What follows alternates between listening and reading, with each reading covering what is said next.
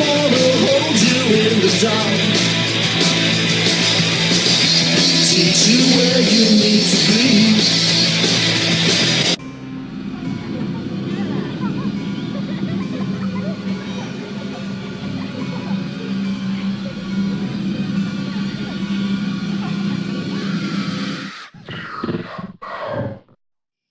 Good evening, and welcome to Channel Nightmare Nocturne News. I'm your host, Minder.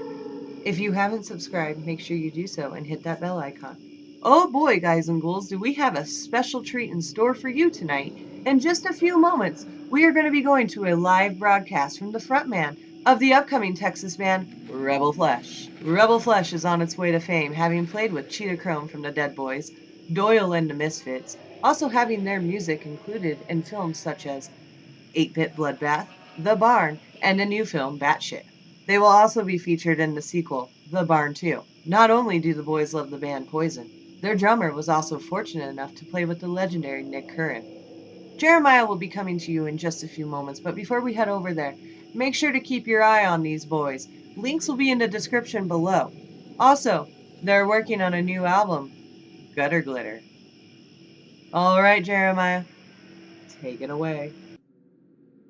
Hey, I'm Jeremiah from Rebel Flesh, and I'll be reading a story called High Beams. As the woman drove down a deserted highway, she noticed a lone pair of headlights quickly approaching her car from behind. When the car came closer, she noticed that it was going to overtake her. The car drew up beside her, but then the driver suddenly swerved back behind her car. She started getting nervous and kept an eye on the strange car in her rearview mirror. He pulled up dangerously close to her rear bumper and began flashing his high beams at her. The headlights dimmed for a moment, but then the high beams flashed again and the car behind her surged forward.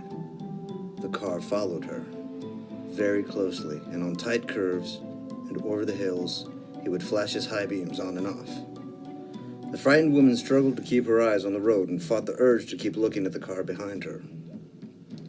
Finally, she approached her exit, but the car continued to follow, flashing the high beams again and again. The terrified woman took out her mobile phone and dialed 911. When the operator answered, the woman screamed into the phone, "A car is following me. He keeps tailgating and blinking his lights at me." The woman gave her address, and in a few minutes she saw the red and blue lights of a police car in the distance. She breathed a sigh of relief as she pulled away into her driveway. But suddenly, the strange car pulled into the driveway behind her and began blinking its lights on and off like a maniac. The police car screeched to a halt on the woman's front lawn, and 2 police officers jumped out with their guns drawn.